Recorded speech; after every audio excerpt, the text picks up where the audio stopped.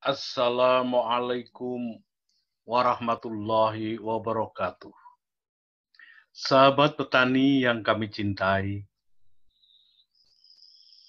terkadang kita tidak berpikir bahwa penggunaan bahan organik atau pupuk hijau itu mempunyai kelebihan dalam pelepasan hara dapat secara perlahan-lahan. Sehingga akan berpengaruh pada penyediaan hara jangka panjangnya.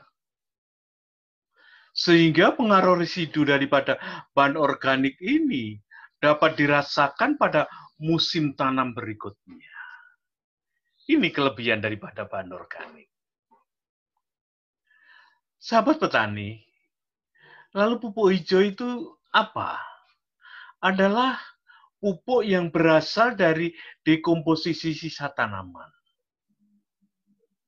Sebenarnya semua tanaman itu berpotensi untuk digunakan sebagai pupuk hijau.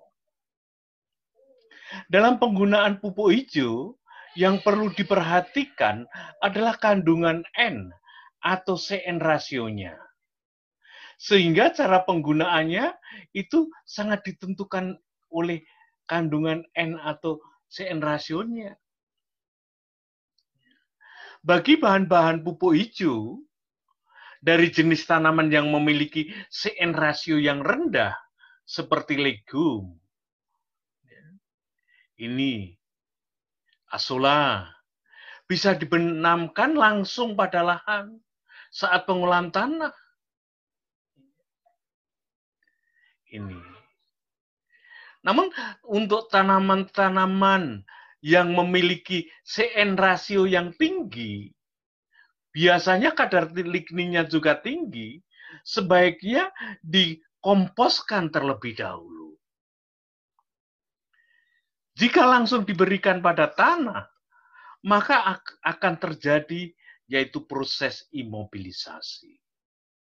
Di mana bahan pupuk hijau yang mempunyai N yang rendah atau CN rasionya yang masih tinggi tadi, maka dia akan dirombak oleh mikrobia, dan mikrobia dalam merombak itu butuh nitrogen, dan nitrogennya itu diambil dari tanah sekitarnya. Sehingga apa? Sehingga akan terjadi persaingan tanaman utama yang juga dia butuh unsur hara, yaitu dari tanah itu sendiri. Akibatnya pertumbuhan tanaman utamanya atau tanaman intinya akan terganggu. Inilah yang sering disebut dengan istilahnya imobilisasi. Sahabat petani, untuk tanaman pupuk hijau yang berbentuk pohon, ini yang kemarin belum kita bahas, yang biasa digunakan ini biasanya digunakan untuk yaitu pelindung, pohon pelindung, atau sebagai yaitu tanaman pagar. Ini bisa kita gunakan semacam ini. Atau juga jika digunakan dalam yaitu pertanian lorong. Tanaman-tanaman apa yang bisa digunakan? Yaitu umpamanya Gliricidae, Gliricidae atau gamal.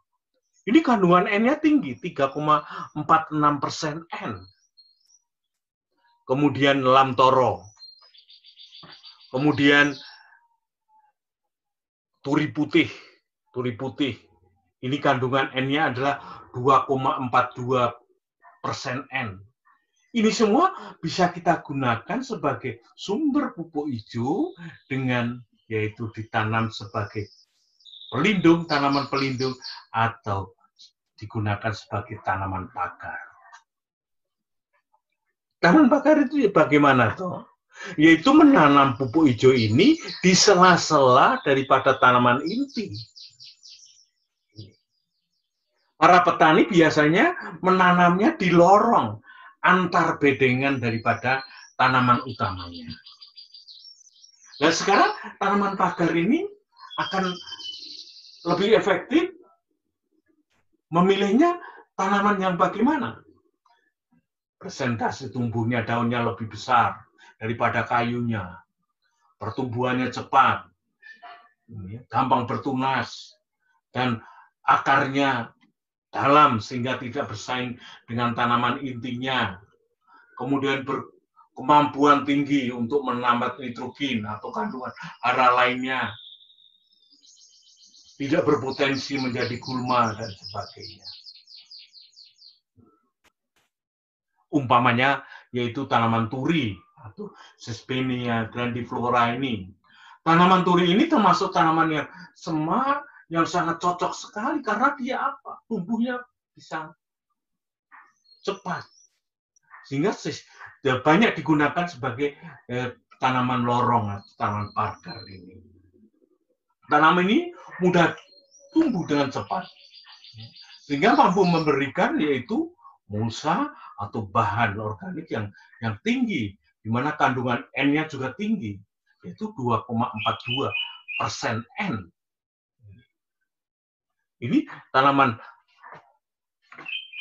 turi ini termasuk daripada tanaman leguminase yang bisa menambat N2 dari udara. Selain itu bisa kita gunakan yaitu tanaman gamal atau glycide. Adalah ini tanaman ini termasuk juga tanaman leguminose.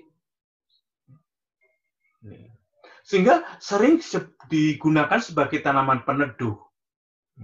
Atau juga bisa digunakan sebagai tanaman pagar. Tanaman leguminose ini dia penting. Banyak digunakan untuk tanaman pagar atau tanaman peneduh ini. Demikian juga lamtoro ini juga. Saudara-saudara sahabat petani, akhir-akhir ini yaitu banyak orang mengembangkan yaitu tanaman non-legum digunakan untuk pupuk hijau. Bahkan yaitu tanaman liar pun dapat digunakan sebagai pupuk hijau ini. Nah, sekarang syaratnya bagaimana suatu tanaman dapat digunakan sebagai pupuk hijau? Ya, seperti yang saya jelaskan di depan, dia cepat tumbuh. Bagian atasnya banyak dan lunak, sukulen, ya, sehingga mudah terombak. Kesanggupannya tumbuh dia lebih cepat. Ya, ini.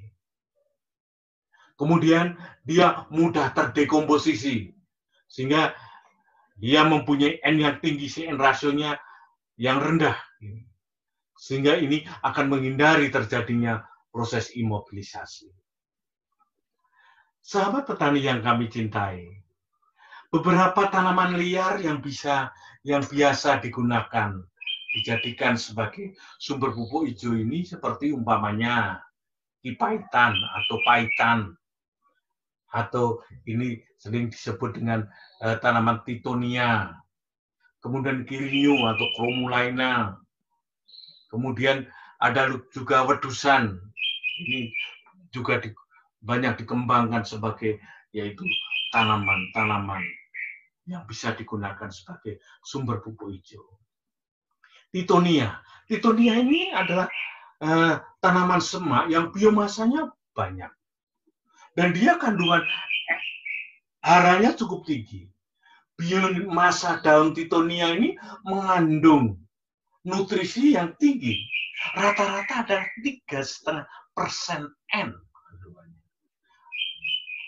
Atau kandungan P-nya adalah 0,37% dan kandungan K-nya adalah 4,1%. Cukup tinggi, Bang. Dan setiap tanaman daripada titonia ini bisa menghasilkan sekitar 1 kilogram biomasa. Cukup tinggi bukan? Cukup potensial sekali. Yang lain adalah tanaman kirinyu atau chromulaena ini, atau kernu.